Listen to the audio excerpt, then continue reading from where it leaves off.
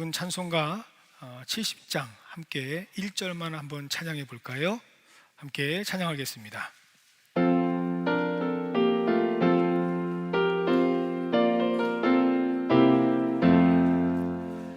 피난처 있으니 환난을 당한 자 이리 오라. 땅들이 변하고 물결이 일어나 산 위에 넘치되 두렵지 않네. 아멘. 이 찬양곡은 영국의 국가입니다. 우리로 따지면 애국가가 되겠죠. 다음 곡은요, 찬송가 210장입니다.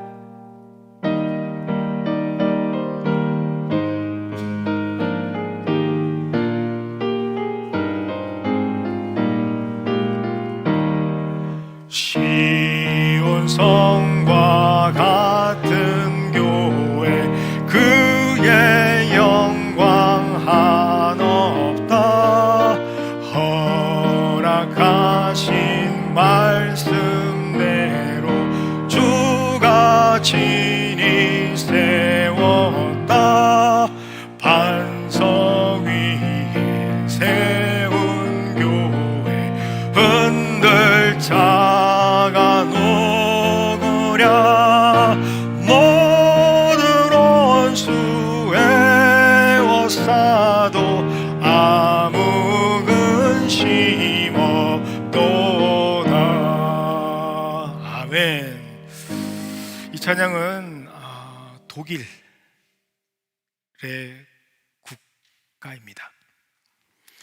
영국은 성공회를 국교로 하는 기독교 국가고, 독일은 루터교를 국가의 종교로 삼은 기독교 국가입니다.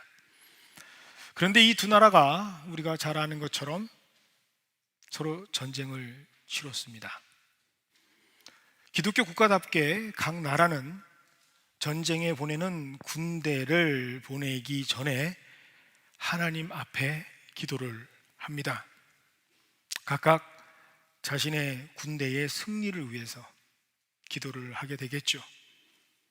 군목들과 군인들은 함께 머리를 숙이고 무릎을 꿇고 하나님께 기도를 합니다. 그런데 하나님께서는 어떤 나라의 기도를 들으셔야 할까요? 두 나라 다 하나님을 나라의 종교로 삼을 정도로 기독교 국가라고 믿는 나라들인데, 그 믿음으로 기도를 하는데 하나님은 어느 나라에 손을 들어주셔야 하는 것일까요? 우리가 역사를 알기 때문에 그 결과를 알아서 당연히 어떤 한 나라를 생각할 수 있겠지만, 만약 하나님께서 그 시간, 그 순간, 그 기도를 들으셨을 때라고 생각한다면, 만약 여러분이 하나님이시라면 여러분은 어느 나라에 손을 들어 주시겠습니까? 아마도 하나님의 뜻에 합당하게 기도했던 나라의 기도를 들어주시지 않았을까 생각됩니다.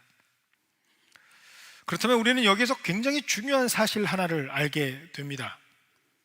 하나님을 믿는다라는 것을 근간으로 해서 기도한다고 할지라도 모든 기도가 다 이루어지는 것은 아닙니다.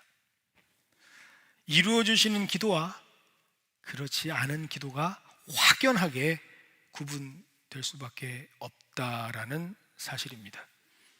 그렇다면 과연 하나님께서는 어떤 기도를 들어주시는 것일까? 먼저 우리는 기도가 무엇인지에 대해서 알아볼 필요가 있습니다. 세상이 말하는 기도는 인간이 바라는 것을, 인간의 능력을 뛰어넘는 그 어떤 절대적 존재에게 의지하면서 도움을 요청하면서 바라는 종교적 행위라고 말합니다.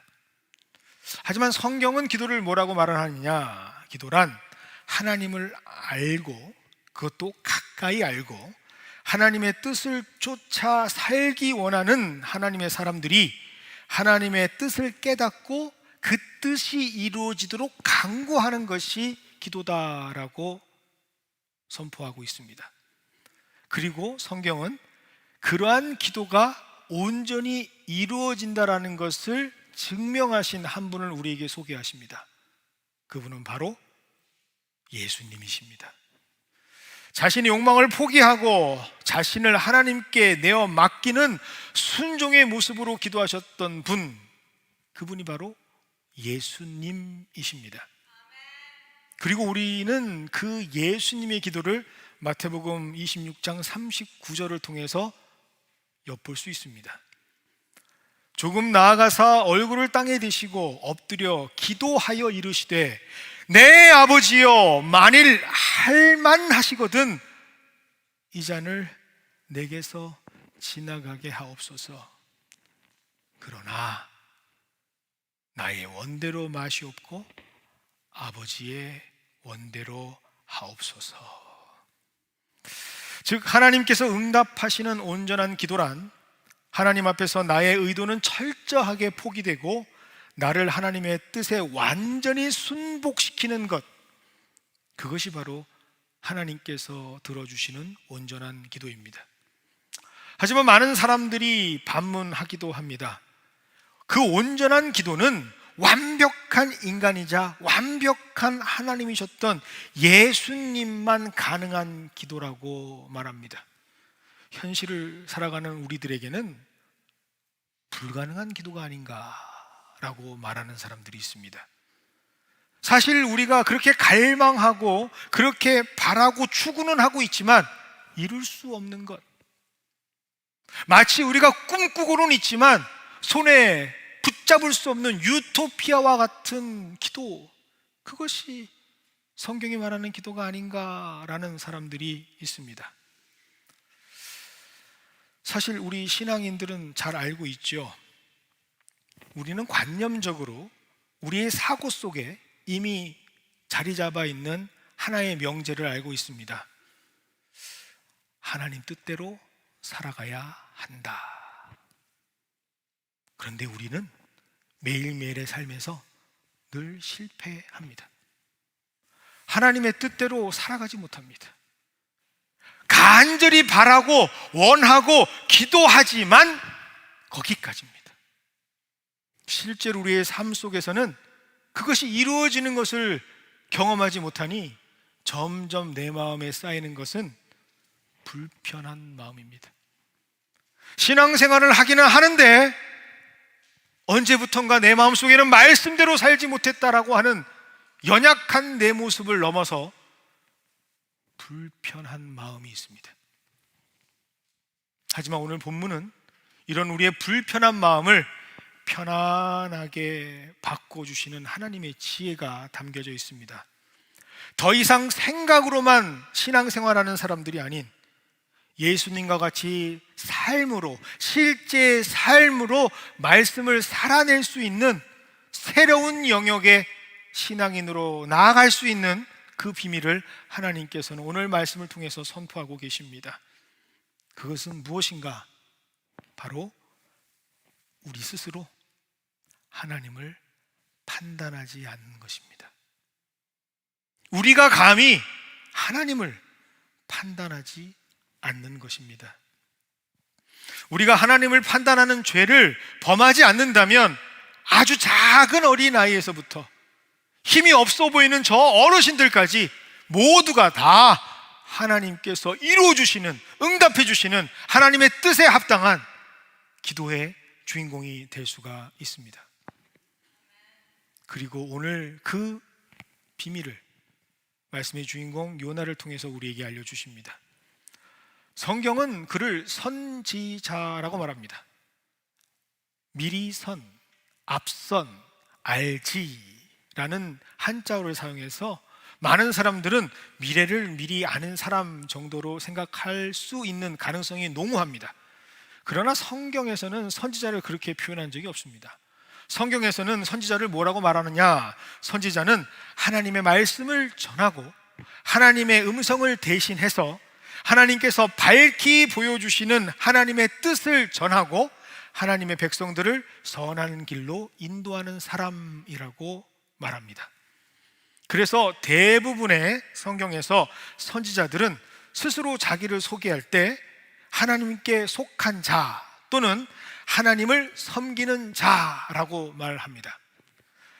가끔 영어 성경을 보면 성경에서 servant라고 나와져 있는 단어를 보게 되죠. 이것을 근거로 우리는 예배를 섬긴다, 그리고 교회를 섬긴다, 사역을 섬긴다라는 표현들을 많이 차용하고 인용해서 사용하기도 합니다. 하지만 문제는 이 섬긴다라고 하는 servant, serving이라고 하는 단어가 성경의 의미와 다르게 사용된다라는 것이죠. 성경 히브리 원어를 보면 하나님을 섬기는 자라고 말할 때 serving 노지는 servant라는 단어가 전혀 발견되지 않습니다. 섬기는 자의 그 원어의 뜻은 드롤로스 디오스, 스페니시 같나요? 드롤로스 디오스, 하나님의 노예라는 뜻입니다. 즉 하나님의 종이라는 뜻이죠. 하나님을 섬기는 선지자는 아무런 주권 없는 하나님의 소유된 하나님의 노예입니다. 그저 순종만이 가능한 종, 그게 바로 선지자입니다. 종에게는 결정권이 없습니다. 종에게는 감히 섬김을 통해 어떤 보수를 요구할 수 있는 권리도 없습니다. 종은 그저 주인이 지시하는 대로 따를 수밖에 없는 존재죠. 종은 그저 주인의 명령대로 행하는 존재가 바로 종의 정체성입니다. 하지만 선지자, 하나님의 종으로 기록된 요나는 감히 하나님의 명령을, 하나님의 말씀을 이것은 따를 수 있고 이것은 따를 수 없다라는 명제로 격하시킵니다. 폄하시킵니다. 변질시킵니다. 선지자는 하나님과 어떤 거래나 협상을 할 수 있는 존재가 아닙니다. 오직 하나님 말씀에 순종하는 것만이 가능한 사람들이 선지자입니다. 하지만 요나는 이것을 망각합니다. 아니, 오히려 거부합니다. 부당합니다. 합리적이지 않습니다. 수용할 수 없습니다. 라고 말합니다. 그래서 그는 하나님께서 가라 하신 곳으로 가지 않고 자신이 판단해서 이곳이다 라고 말하는 다시스로 향합니다. 선지자된 요나가 그 본문을 망각하고 감히 하나님을 판단하는 자가 되었을 때 그 결과는 무엇일까요? 그 결과가 바로 시련, 고난, 인생의 풍랑을 만나게 됩니다. 이 요나를 통해서 우리 스스로를 한번 뒤돌아보기를 원합니다. 혹시 나에게도 이런 모습이 있습니까? 하나님께서 주 뜻대로 사는 자가 되게 하시려고 나를 세상 많은 사람들 중하여 선택하셔서 부르셔서 하나님께서 내게 믿을 수 있는 믿음을 주셨는데, 그리고 나는 그의 거룩한 백성이 되었는데, 하나님께서 말씀하시는 그 말씀은 그저 하나님의 말씀일 뿐 내 삶 속에 아무런 역할도 역사도 하지 못하는 그러한 삶을 살아가고 있지는 않습니까? 내가 내 상황을 제일 잘 알아. 하나님이 어떻게 나보다 나를 더 잘 아시겠어? 감히 하나님보다 더 앞장서서 기획하고 준비하고 판단하고 있지는 않습니까? 진정 내가 바라는 것이 무엇인가, 그 내면 깊숙한 곳을 파내면 그 밑바닥에 드러나는 것이 무엇입니까? 하나님이 원하시는 것입니까? 아니면 내가 원하는 것입니까? 하나님 말씀에 순복하면서 나의 뜻, 나의 바램은 과감하게 포기해버리고, 주여, 그러나 나의 뜻대로 마시옵고 아버지의 뜻대로 행하시옵소서라고 했던 예수님의 기도를 우리는 진정으로 갈망하고 있습니까? 내 삶이 그렇게 살기가 되기를 원합니다라고 말하고 있습니까? 특별히 저와 같은 하나님의 종이라는 사람들, 오늘 말씀이 더 중요합니다. 기름 부으심을 받으며 오직 하나님의 뜻대로 살겠노라고 하나님께 모든 주권을 맡기겠다고 말했던 하나님의 자리에서 안수를 받으셨던 분들, 오늘 말씀 어떻게 받아들이십니까? 저는 개신교 목사로 구교라고 말하는 천주교 딱 하나는 부럽습니다. 우리는 안수식을 거행할 때 무릎을 꿇고 손을 얹고 기도를 하는 안수식의 형태를 갖습니다. 하지만 그들은 사제라고 부르는 그 사제 서품을 받을 때 까만 가운을 입고 땅에 완전히 엎드려서 서품을 받습니다. 가운을 입는 의미는 나를 가리워 주시옵소서, 나의 뜻은 죽고 내가 주의 뜻대로 행하는 자가 되기를 원합니다, 내가 완전히 주 앞에 굴복합니다라고 바짝 땅에 엎드려서 그는 새로운 인생을 시작합니다. 그들이 세례명으로 살아가는 이유, 이전에 살았던 나의 이름은 하나님 앞에 던져버리고 새롭게 나에게 주신 그 정체성으로, 그 말씀의 이름으로 살아가기를 원합니다. 그것이 바로 그들의 고백입니다. 저는 그것이 부럽습니다. 나는 죽고 하나님의 뜻으로 살아가겠습니다. 그렇게 다짐하고 살아가겠노라고 사람들과 하나님 앞에서 약속하고 거룩한 예식을 거행했던 우리들이었지만, 주의 말씀에 비춰진 나의 삶을 바라보면 어떻습니까? 여전히 나 자신만을 위해 살아가고 하나님의 말씀조차도 이것은 은혜가 되네, 참 저것은 좋았어, 하나님께 드리는 예배를 평가하고 나의 주관으로 좋았다 싫었다 말하는 모습으로 살아가고 있지는 않습니까? 혹시라도 저와 여러분의 삶이 이러한 모습으로 절대로 부정할 수 없는 현실이라면 그것은 아직까지 내가 나의 주인이라는 반증입니다. 내가 나의 주인이기에 감히 하나님의 것을 판단하고 있는 것이죠. 입으로는 하나님을 믿는다 말하지만 사실 속사람은 아직도 나의 경험, 나의 주장, 나의 생각, 나의 주관, 나의 관점, 나의 기준이 하나님의 말씀을 그대로 수용하지 못하고 받아들이지 못하고 판단하고 간음하는 죄인의 모습임을 오늘 말씀을 통해서 발견하게 되는 저와 여러분이 되기를 원합니다. 사실 이 연합장로교회가 저를 자꾸만 바꿔놓습니다. 계속 솔직하게 만듭니다. 선배 목사님들은 말씀을 전할 때 너무 솔직하지 말아라 그러는데 저는 솔직하게 되네요. 저는 어렸을 적 도무지 하나님을 이해할 수 없었던 사람이었습니다. 목사의 자녀로 어렸을 때부터 성경을 배우고 아버님 도서실에 있는 모든 신학서적들을 독파하면서 느끼게 된 것은 하나님은 정말 말도 안 되는 분이다라는 사실이었습니다. 사르밧 과부 내용은 다 알고 계시죠? 사르밧 과부, 이제 마지막 식사를 준비하면서 이제 남은 양식 이거 하나 먹고 사랑하는 자녀와 죽음을 기다립니다. 그런데 그 사르밧 과부에게 하나님의 선지자라는 사람이 찾아가서 한다는 말이 내놓으십시오. 나에게 주십시오. 이게 말이 됩니까? 만약 여러분들의 삶 가운데에 여러분에게 마지막 남은 그 재정을 제가 가서 주십시오, 헌금으로 바치십시오 라고 말씀드리면 어떻게 하시겠습니까?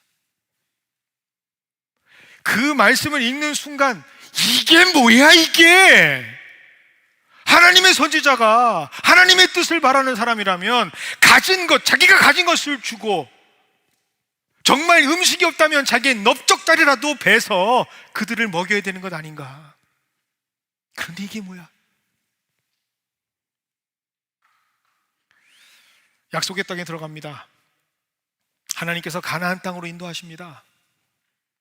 그런데 그 가나안 땅으로 인도하시면서 하나님께서 하신 말씀이 들어가게 되면 칼을 들어 다 죽여라! 이방신을 믿는 모든 자들을 다 죽여라! 라는 말씀입니다. 그 말씀이 선포되기 하루 전날 아이가 태어났다면, 비록 이방인의 아이지만 아이가 태어나서 사랑하는 어머니 품에 안겨져 있다면 그 아이를 죽이라고요? 그게 진정 하나님의 뜻입니까?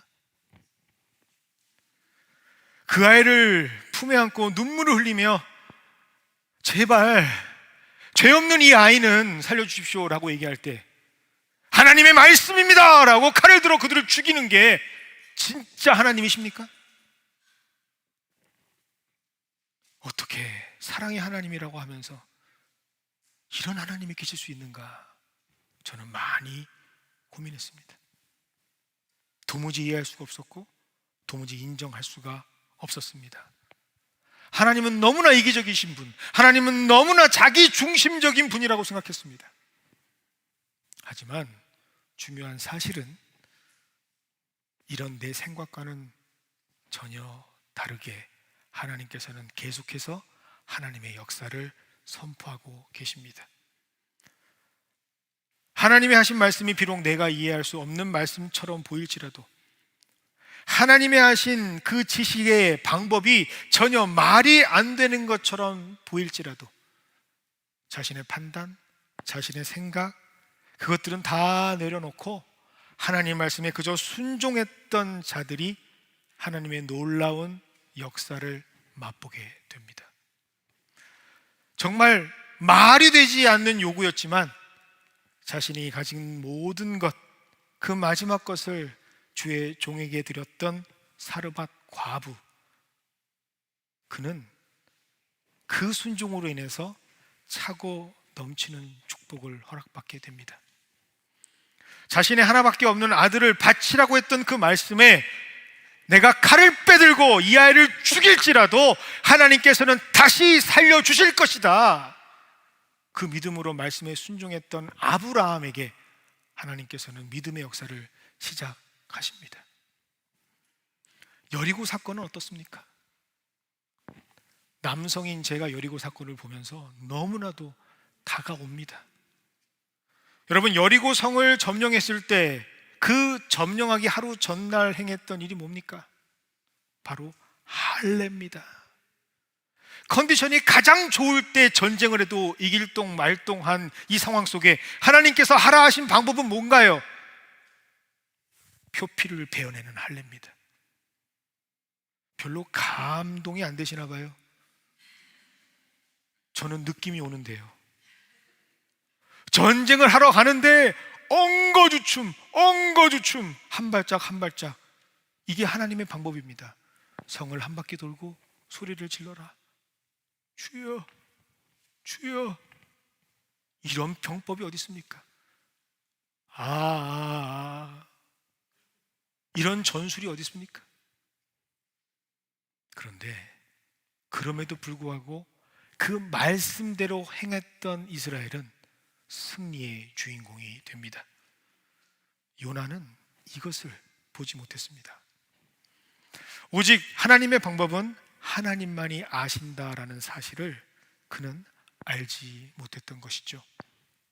하나님의 방법은 인간이 감히 추측하거나 예상할 수 있는, 인간의 힘으로 수용할 수 있는 것들이 아닙니다. 내 눈에 이해되지 않아도, 전혀 구체적으로 보이지 않아도 그 방법과 그 내용이 전혀 납득할 수 없는 것이라 할지라도 어쩌면 그렇기 때문에 하나님만이 하실 수 있다라는 사실을 깨닫는 우리 모두가 되기를 원합니다. 하나님이 하시는 일은 하나님만이 하실 수가 있습니다. 하나님의 방법은 하나님의 뜻에 합당하게 순종하는 자들만이 감당할 수 있습니다. 그 하나님 앞에 나를 완전히 버리고 하나님이 하나님 되시도록 나를 내려놓는 일, 그 일을 하는 사람들만이 하나님의 손을 다시 붙잡고 일어설 수 있습니다. 인간이 납득이 되고 인간이 충분히 할 수 있는 일이라면 어떻게 그걸 하나님의 일이라고 말할 수 있겠습니까? 명심하시기를 부탁드리겠습니다. 하나님을 믿는다고 고백하신 분들의 인생, 하나님께서 붙잡으셔서 하나님께서 이끌어 가신다라고 고백하시는 분들의 인생은 그 자체가 말이 안 되는 인생입니다. 우리의 생각으로는 전혀 이해할 수 없는 은혜의 인생입니다.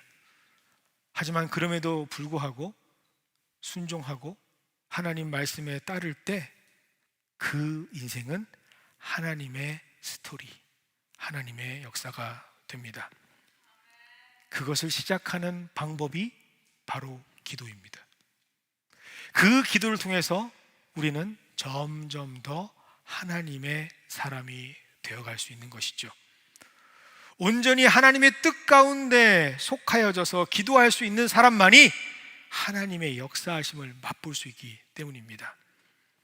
그래서 요나와 같은 인생을 사는 선지자로 부르심을 받았지만 너무나 안타깝게도 진정으로 하나님 뜻대로 살지 못하는 요나와 같은 우리들에게 기도할 수 있는 기회가 제공되는 것이죠. 그 기도할 수 있는 환경, 그 기도할 수 있는 기회, 그게 바로 우리가 말하는 고난입니다. 그것이 우리가 그렇게도 바라지 않는 아픔입니다. 사나운 폭풍, 하나님께서는 극단적인 방법으로 사랑하는 선지자들을 기도할 수 없는 골방으로, 기도할 수밖에 없는 상황으로 몰아가시는 것이 바로 우리의 인생입니다. 그래야만 온전히 우리가 회복될 수 있기 때문입니다. 아이가 아파요. 아이가 약을 먹어야 합니다. 그런데 그 약은 너무나 써요. 하지만 먹지 않으면 낫지 않습니다. 그때 하나님께서 그 아이의 입을 벌려서 약을 집어넣는 것이 고난, 아픔, 우리가 아는 사나운 풍랑입니다. 제가 솔직해졌으니 여러분들도 한번 솔직해지셨으면 좋겠습니다. 우리가 언제 가장 진실되게 기도하나요? 우리가 언제 가장 진실되게 기도하나요? 우리에게 고난이 닥쳤을 때 아닙니까? 우리가 감당할 수 없는 일이 내 상황 속에 닥쳤을 때 우리는 진심으로 하나님께 기도하지 않습니까? 어쩌면 그렇기 때문에 그 일을 가능하게 하실 분은 하나님밖에 없기 때문에 하나님께서는 우리에게 기도하게 하시는 것 아닐까요? 오늘 우리가 무엇을 바라보는지를 하나님 말씀을 통해서 깨닫는 우리 모두가 되기를 원합니다. 사람들은 어려울 때 당장 힘이 되는 사람들의 위로, 말, 능력을 의지합니다. 사람들은 어떤 사람들인가? 선하고 힘이 되어줄 수 있는 사람들입니다. 그렇게 보입니다. 하지만 오늘 말씀을 보면 그것이 진실이 아니라는 사실을 극명하게 보여줍니다. 오늘 읽지는 않았지만 요나서 1장 12절부터 14절까지의 말씀을 제가 빨리 봉독해 올리겠습니다. 그가 대답하되 나를 들어 바다에 던지라. 그리하면 바다가 너희를 위하여 잔잔하리라. 너희가 이 큰 폭풍을 만난 것이 나 때문인 줄을 내가 아노라 하니라. 그러나 그 사람들이 힘써 노를 저어 배를 육지로 돌리고자 할 때 바다가 그들을 향하여 점점 흉흉함으로 능히 못한지라. 무리가 여호와께 부르짖어 이르되 여호와여 구하고 구하오니 이 사람의 생명 때문에 우리를 멸망시키지 마옵소서. 무죄한 피를 우리에게 돌리지 마옵소서. 주 여호와께서 주의 뜻대로 행하심이니이다. 처음에 이들은 요나를 도와주는 천군 만마와 같은 조력자처럼 말합니다. 노를 저어서 육지로 한번 가보자. 우리가 열심히 노를 저으면 이 배가 육지에 닿을 수도 있을 거야. 그 사람들의 시작은 참 선하고 아름다웠습니다. 하지만 파도가 거칠어질 때 사람들은 어떻게 결정하죠? 이 사람과 우리는 상관이 없습니다. 이 사람을 우리와 연관짓지 말아 주십시오. 내가 살기 위해 이 사람을 바다에 던지는 자들이 바로 인간들입니다. 자신이 가장 이해한다라고 생각했던, 자신이 가장 사랑한다고 생각했던 사람들에게 배신을 당하는 게 인간의 역사 아닌가요? 하나님 때문에 교회 안 나온다는 사람 지금까지 본 적 없습니다. 그런데 사람들 때문에 상처받고 사람들 때문에 교회 안 나온다는 분들은 여럿 만나봤습니다. 결국 사람이 문제 아닌가요? 그런데 왜 사람에게 의지하십니까? 그런데 왜 사람의 방법에게 의지하십니까? 다 내어줄 것만 같던 사람들, 우정을 말하고 신념을 말하고 정을 말했던 사람들이 결국 마지막에는 힘들고 어려운 절대절명의 시간, 너 아니면 나라고 딱 구분되어져야 되는 시간, 그때는 철저하게 손익분기점을 계산하면서 결국은 나 중심으로 이기적으로 살아가는 게 인간들 아닙니까? 온전한 하나님의 사람, 하나님의 뜻하신 바로 살아가는 신앙인이 아닌 인간들, 그들과 살아가는 세상 속에 우리는 무엇을 더 기대하고 소망할 수 있겠습니까? 하지만 꼭 기억하십시오. 하나님은 이러한 사람들과는 다르신 분입니다.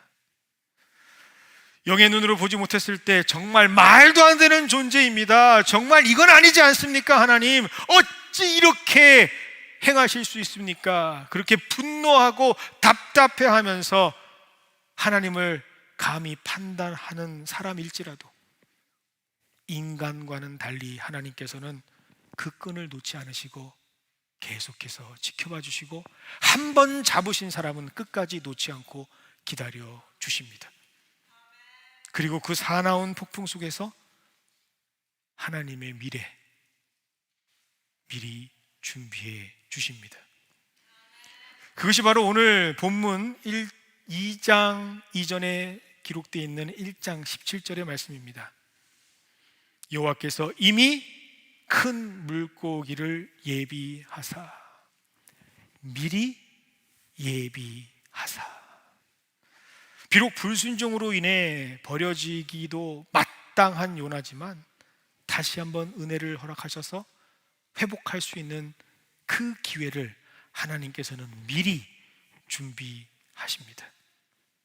여기 원문에는 NIV를 보면 provide, 하나님이 제공했다라고 기록되어 있지만 히브리 원어로 접근해 보면 그 뜻이 바로 appointed, 하나님께서 예정하사, 하나님께서 딱 예정해서 그 시간, 그 기회, 그 공간을 준비해 놓으신 것입니다.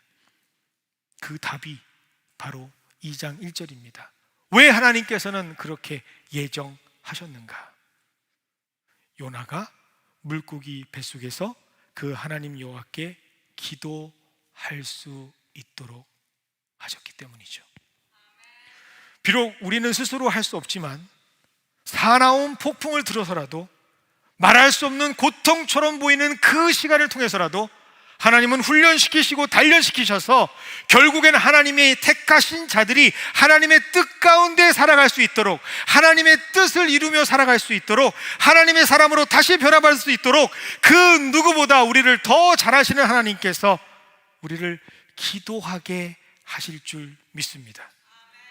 불순종의 사람이 아닌 하나님의 능력의 사람, 하나님을 판단하고 저버리는 사람이 아닌 하나님의 뜻으로 살아가는 사람으로 만드시는 그 자리를 하나님께서는 미리 준비하셨다라는 뜻입니다.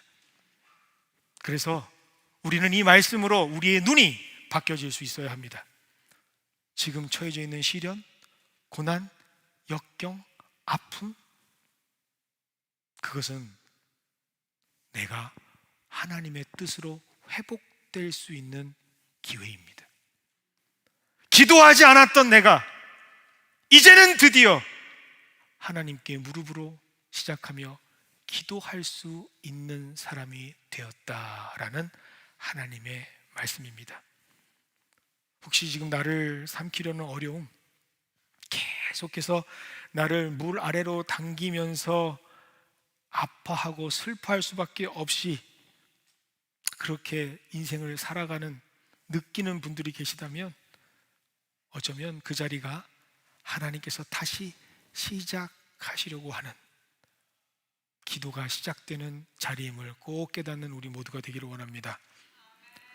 아브라함에게는 그 아들을 바치라 했던 그 제단, 그 산이 기억하고 싶지 않은 고통의 장소라고 생각할 수 있겠지만 하나님 입장에서 봤을 땐 드디어 새롭게 믿음의 사람으로 세워지는 첫 출발의 회복의 장소가 된다는 사실입니다. 그 없던 말로도 설명할 수 없는, 납득이 되지 않는 상황 속에서 지금 여러분이 큰 물고기 속에 계시다면 이제는 하나님께 온전한 기도로 회복되어지는 시간이 기다리고 있다라고 생각하십시오. 그것이 바로 하나님께서 우리를 향하신 거룩한 초대이고 그 초대에 기쁨으로 응대하는 우리의 삶이 되기를 원합니다. 요나는 그곳에서, 그 기도하게 하신 곳에서 온전한 하나님과의 관계가 회복됩니다. 하나님과 어그러져 있던, 찢겨져 있던 관계가 새롭게 회복이 됩니다. 그 진리, 회복된 관계를 통해 이제 하나님께서 나에게 무엇을 원하시는지를 선포하는 것이 오늘 본문 말씀입니다.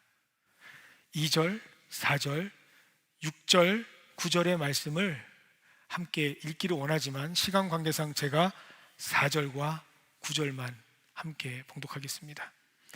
내가 주님께 아뢰기를 주님 눈앞에서 쫓겨났어도 내가 반드시 주님 계신 성전을 다시 바라보겠습니다. 그렇게 기도할 때 하나님께서는 나는 감사하는 목소리로 주께 고백하오니 구원은 여호와께 말미암느니라. 이렇게 하나님께 회복된 기도를 할 수 있는 주인공으로 삼아 주실 줄 믿습니다. 기도하는 자리에서 우리는 회복될 수 있습니다.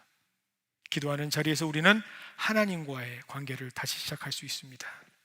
그리고 기도하는 자리에서 우리는 세상 사람들처럼 종교적인 기도의 주인공이 아닌 하나님께서 만들어주시는 예수님과 같은 기도자가 될 수 있습니다. 그 기도의 자리로 하나님께서는 저 성전의 문을 열고 세상으로 여러분들을 초대하십니다. 우리가 살아가는 삶의 순간순간 이 말씀을 기억하면서 하나님과 기도하면서 동행하면서 그렇게 새롭게 회복되어지는 축복의 하루하루가 우리에게 허락되는 귀한 한 주를 보내시는 우리 모두가 되시기를 주님의 이름으로 축원드립니다.